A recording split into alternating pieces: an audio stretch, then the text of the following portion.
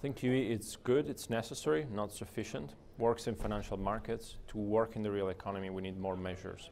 Economically, I have my doubts. From a financial point of view, it's increased financial assets, but the jury's still out in terms of whether it has an economic benefit. I think in the United States, it's a big question mark whether the transmission mechanism has worked, and it's probably even more problematic in Europe. I fear it's not going to be that successful. I mean, it's necessary but not sufficient because so many other aspects, fiscal transfers, sorting out the banking systems, health, matter enormously. It will probably help with protecting inflation-deflation expectations. It may push the euro currency lower. I think QE will achieve its overall aims, which is to get growth going in Europe. But most importantly, the definition of whether it's going to work or not is, I think, based on what would have happened if we hadn't had QE. And I think that would have been a bad outcome, just as it would have been a bad outcome in the US as well. So I think it actually creates the best opportunity for a good outcome in Europe, creating some stability. Well, we believe the ECB QE program is going to be quite successful in putting at ease some of the deflation fears. That's what we've seen with Japan, for example, but will be quite unsuccessful if trying to translate into real economic growth. That's not going to be the aim game. Obviously a very big question. I think QE has pretty limited uses, and we're beginning to see that actually happen in the US. There's only so much QE you can do before you actually run out of credibility. Well, it hasn't worked so far. In fact, I would give QE no more than half marks. The concern that I have is that, as we know from Japan, QE works a bit like a drug.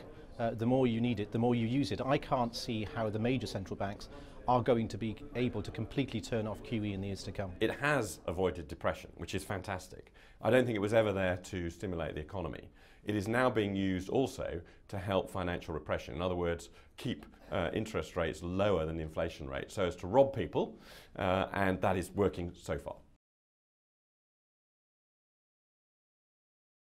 QE is pushing investors to look for yield in emerging markets, but I think emerging markets are very vulnerable, and they're vulnerable to low commodity prices and to a strong dollar. Negative interest rates are going to force people to take appropriate risk. It'll probably spill out across European-centric emerging markets, but less so elsewhere. It'll have a limited impact because most of the emerging markets are driven by commodity prices and the US dollar. In Central Europe, it is likely to be positive. I think the emerging markets have got, the real risk they've got is as you start to see inflation in the US, and that's going to start to see rate rises in the US, and that will actually have a massive impact on the performance of those, and they've been probably overbought in the search for yield and probably the prime losers in a high US rate environment. I don't think it's an emerging markets issue.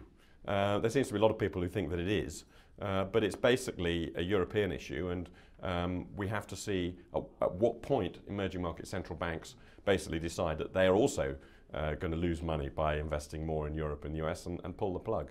I'm not convinced we have anything like an old-fashioned blanket emerging market crisis for two main reasons. Firstly, there are fewer fixed exchange rate pegs now to have to protect, which means you can use your reserves and you don't have to risk default.